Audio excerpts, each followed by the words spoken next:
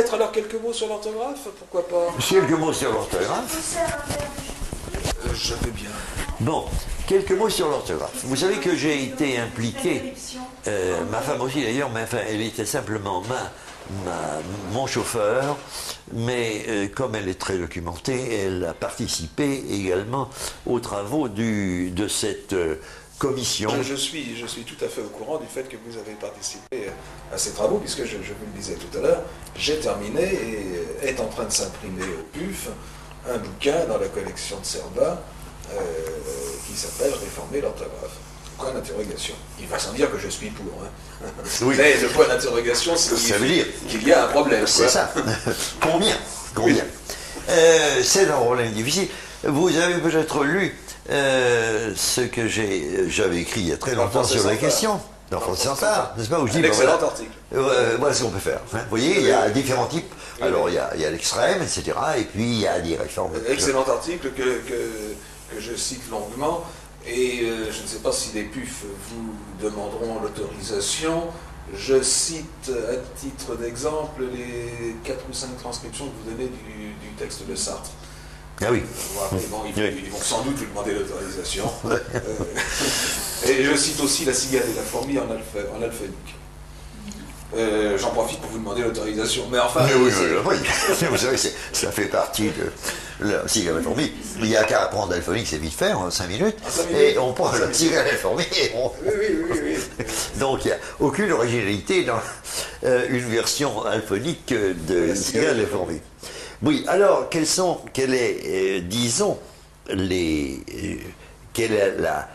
est-ce que vous recommandez, parmi les différentes possibilités, une réforme particulière et au nom de quoi? Au nom, disons, de la simplicité, de faciliter le travail des Français qui écrivent. Quel est votre point de vue? Écoutez, à vrai dire, ce qui m'a intéressé dans le problème de la réforme des rectifications, et d'ailleurs pas seulement de ce qui s'est passé en 90-91, mais de ce qui s'est passé à chaque fois que le problème est revenu, c'est l'extraordinaire violence des réactions contre tout projet de réforme, et 2, le caractère répétitif des réactions. Alors, la violence.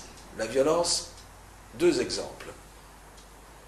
Si vous avez suivi le problème, vous vous rappelez peut-être que un certain nombre de galopins, par exemple Roger Caratini, qui est un polygraphe notoire, Schwarzenberg, le médecin, ont mis en place un comité Robespierre qui proposait la guillotine morale du mépris pour tous ceux qui osaient profaner la langue française.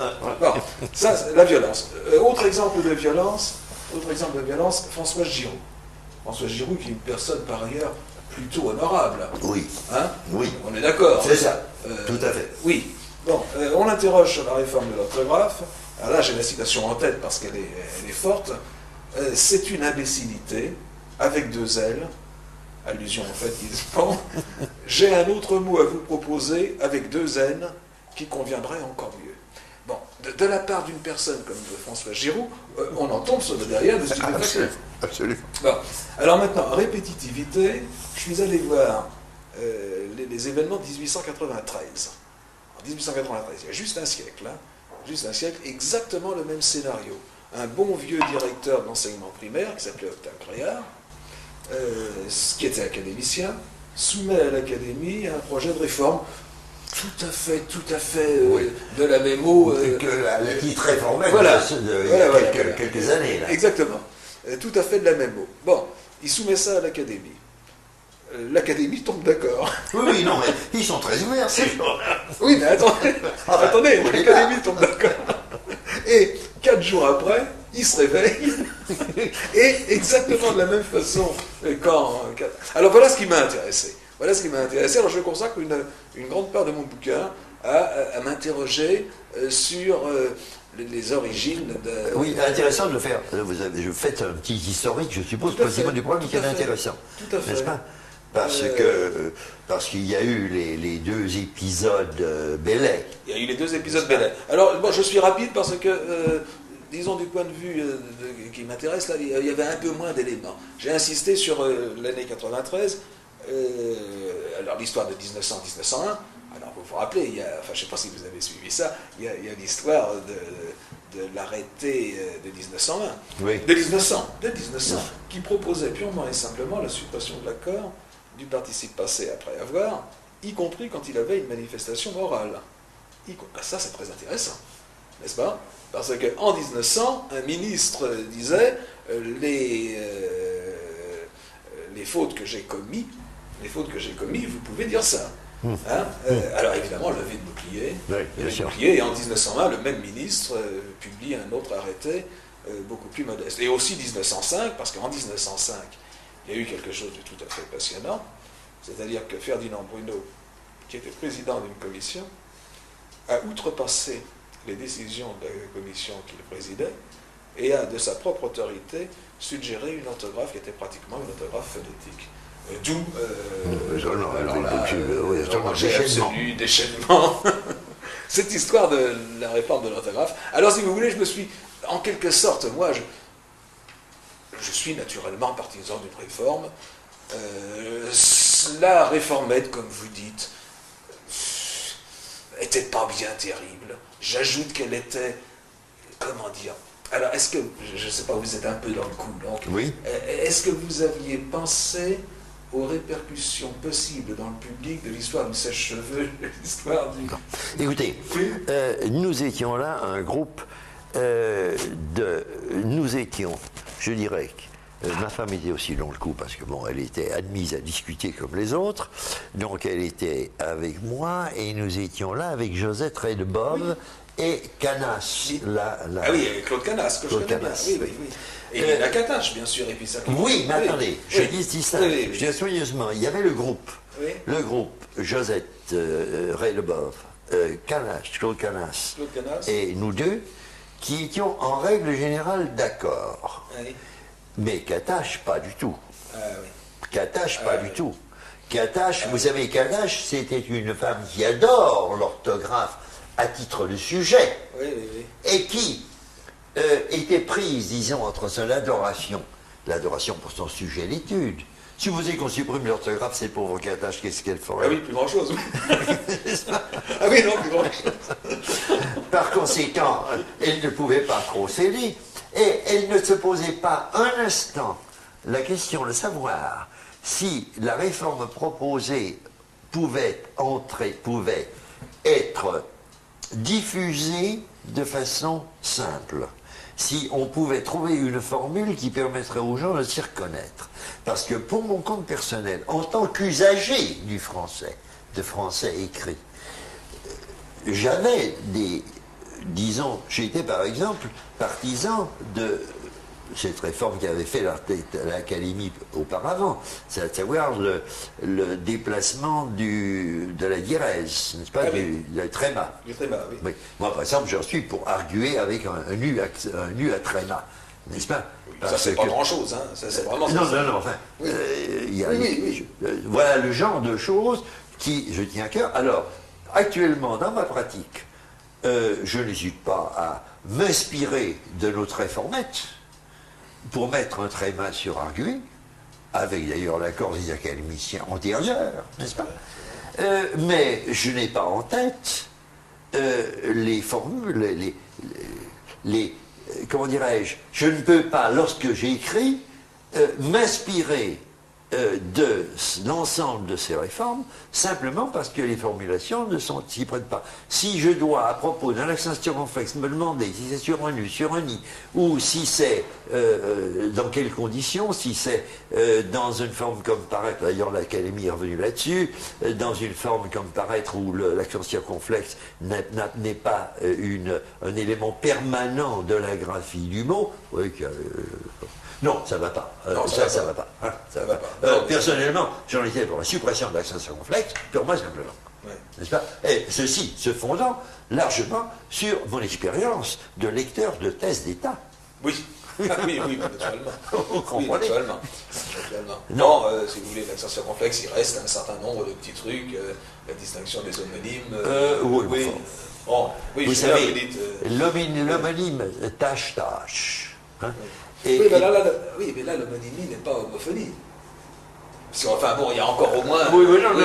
non, mais même ça, elle Oui. est en train de devenir homophonie. Oui. Elle est en train de devenir Vous le homophonie. faites homophone, vous Ouais. Oui. Identique. Ah non, attendez, moi Ah je. non, mais elle est du méridional. Alors ça, Oui, moi je ça- fais, non, je non, fais non, très mais, clairement non, mais vous tâche-tâche. savez, au-dessous de 10 ans, ça n'existe plus, enfin, Ouais. à Paris. Hein.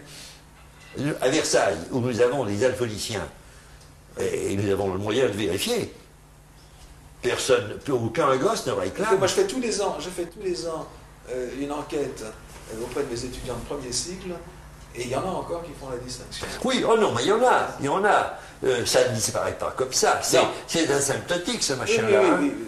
C'est donc, on en aurait dans 100 ans, on Oui, aurait encore des non, mais si gens vous voulez, moi je ne pensais pas à ce genre de type, je pensais à l'opposition strictement graphique. Oui. Les deux crus, par exemple. Les Oui, deux crus. c'est ça, oui. Les deux croix. Les dessus, etc. Les deux sur, les deux, le participe, le passé simple et l'imparfait du subjonctif. C'est ça, genre. oui. Bon, Alors, faire une règle pour le passé, l'imparfait du subjonctif. Oui, c'est enfin, vrai. bref. C'est vrai. C'est un moyen de rappeler aux gens que l'imparfait du subjonctif n'a pas d'ess. Oui. C'est une faute fréquence. Je ne sais pas si vous savez que dans la présentation du français par Robert Hall Jr., il avait fait la faute, lui, d'écrire la troisième personne du singulier l'imparfait du subjonctif avec un S, avec deux S. N'est-ce pas? Donc ça n'est pas limité aux Français. Ah, oui. N'est-ce pas? Alors, chez les Français, c'est fréquent. Le monsieur qui essaye de sortir un imparfait subjonctif, il a de sortes de chances de le sortir avec un S. N'est-ce pas? Non, je dirais que c'est un problème. Enfin, nous avons eu l'occasion, précisément à ce moment-là, à Matignon, de voir la difficulté qu'il y a à faire une mini-réforme. Extrêmement difficile. C'est très difficile. Extrêmement difficile. Et il faudrait s'en tenir, ce que l'Académie avait fait, à des règles assez générales, n'est-ce pas? Par exemple, le tréma surlu, des choses comme ça, ça va à peu près, n'est-ce pas? Et alors par ailleurs, n'est-ce pas? Par ailleurs, il ne faut pas chambouler les choses. Il y aura quelque chose, une réforme très utile, qui serait la suppression de la distinction entre les deux accents graves et aigus. Vous savez, parce qu'en fait... Oui, l'accent plat. L'accent, oui, enfin... L'accent plat ou n'importe L'accent plat, oui. Il y a quelques petits conflits. Moi, ça me chagrinerait moins, je dois dire, ça me chagrinerait moins que la suppression complète de l'accent circonflexe. L'accent circonflexe... Il faut dire que sur des mots courts, ça déforme bien le mot. Âme sans accent circonflexe, être sans accent circonflexe, bien sûr, c'est autre chose, mais on s'y habitue. On s'habitue à n'importe quoi. Moi, je sais bien qu'on s'y habitue, mais je dois dire, l'accent plat... Alors, l'accent plat, moi, mon objection, c'est qu'on n'a pas l'accent plat disponible. Oui. Vous comprenez? Oui. Alors, disons, si vous voulez, il n'y a qu'à retenir l'accent aigu, puis on met l'accent aigu partout. Nous l'avons, nous le considérerons, ça gêne personne. Hein. C'est-à-dire que ça gêne les gens qui écrivent un accent grave à ce moment-là, au lieu de l'accent aigu qui est, selon la graphie traditionnelle, c'est correct. Mais alors, si vous voulez, moi, du point de vue qui m'a intéressé, et ce que j'ai constaté, et que naturellement vous savez aussi bien que moi, hein, c'est que pour 99% des Français d'aujourd'hui, l'orthographe, c'est la langue. Bien sûr. Hein, et par conséquent, toucher à l'orthographe, c'est toucher à la langue, et toucher à la langue, horreur, la langue est alors là l'objet d'investissement symbolique. Alors là, ça s'affiche. Alors j'ai des coupures de presse, dont certaines sont tout à fait passionnantes. Alors, autre aspect du problème, il y a beaucoup de gens, notamment Delphine de Thon, je ne sais pas si vous avez vu ça dans le Nouvel Je l'ai pas vu, mais enfin, je vois. Oui, j'ai lu le parcours, l'entrevoir. Alors lui, son propos, c'est que quelques réforme qui soit proposée, dans un sens ou dans un autre, quelle qu'elle soit, il n'en veut pas parce qu'elle fait intervenir le pouvoir politique sur la langue. Et ça, il ne veut pas en entendre parler. Et ça, si vous voulez, c'est quelque chose qui n'est pas neuf, car j'ai trouvé exactement la même chose chez Lamourette et Pichon. Lamourette et Pichon, lorsqu'il parle du problème de l'orthographe, se récrit quand il est question qu'un ministre, justement, intervienne. Oui, alors, ça se comprend très bien. Malheureusement, il faut être anarchiste et il faut se lancer soi-même. N'est-ce pas? Oui, parce que, voyons, alors là, la question, problème général, qu'il y ait intervention d'un pouvoir sur la langue, est-ce que ça vous gêne, vous, d'une certaine façon? Oh, vous savez, le pouvoir... Il y a, bon. Il est quand même... Non, mais vous comprenez, le problème orthographique, c'est le problème de passer des examens, de ne pas être collé à l'examen et d'avoir son certificat d'études. Vous comprenez? C'est vrai. Parce que si nous faisons des fautes d'orthographe, moi j'en fais sans arrêt des fautes d'orthographe. Heureusement. Oui, mais disons, pensons à quelque chose d'autre, comme alors, une réforme systématique comme celle de Moustapha Kemal en 28. Oui. Là, il y a véritablement intervention du pouvoir politique sur, en gros, la manifestation de la langue et d'une certaine façon la langue elle-même. Oui, ça allait loin. Ça allait loin, très loin. Ça visait aussi à éliminer les arabismes, etc. Donc ça, c'était évidemment violent. Remarquez que moi, je suis d'accord. Les Turcs se portent très bien. Les Turcs en sont ravis. Encore que je suis allé en Turquie il y a 2 ans, mais ça vient des milieux... islamistes. Oui, bien sûr. Oui. Il y a des gens qui regrettent un petit peu. Mais j'ai constaté simplement qu'ils ne savent plus lire l'arabe. Ils ne savent plus lire l'arabe. Même les adultes. Même les adultes cultivés, il faut aller chercher loin. Il faut aller chercher loin pour trouver les gens qui... Nous avions été voir pas loin d'Istanbul, un barrage. Et sur le barrage, qui était assez ancien, il y avait une plaque écrite en caractère arabe. Alors je demande à des gens qui étaient avec moi, ils étaient assez âgés d'ailleurs, vous lisez ça? Ah non. Ça devait être particulièrement compliqué pour le turc, qui est hérissé de voyelles. Oui, bien sûr. Non, bien sûr. Non, mais il est évident que l'alphabet arabe n'est pas fait pour le turc. Oui, alors donc, l'intervention, l'idée de voir un pouvoir politique intervenir sur la langue, comme en Turquie, et ça n'a pas été le seul exemple, en Roumanie, ça a été la même chose. Oui, en règle générale, il faut bien que ça se passe comme ça, parce qu'il y a un ministère de l'Éducation nationale dans le pays qui ça intéresse directement. C'est ça comme ça que la question se pose. Les réformes Bellet allaient dans ce sens-là, c'est bien évident. C'est à ce moment-là que j'ai revu mon ami Lucien Paille, qui était avec moi en Hippocagne, qui était à ce moment-là ministre, et à cette occasion-là, il y a eu une réunion sous sa direction pour essayer d'entériner les propositions Bellet. Alors ça n'a pas été entériné, comme vous le savez bien, n'est-ce pas?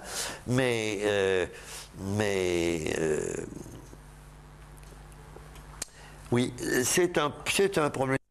Ça m'intéressait vraiment beaucoup de lire ce que vous avez à dire sur la question, et l'historique de la réforme est évidemment très bienvenu, n'est-ce pas? Alors je vous enverrai ça. Je vous enverrai aussi un article, alors malheureusement tout ça est encore à paraître, un article qui paraîtra dans le Langage et qui insiste sur l'aspect historique des réformes et des réactions, parce que dans mon bouquin j'étais coincé par les limites qu'on me posait.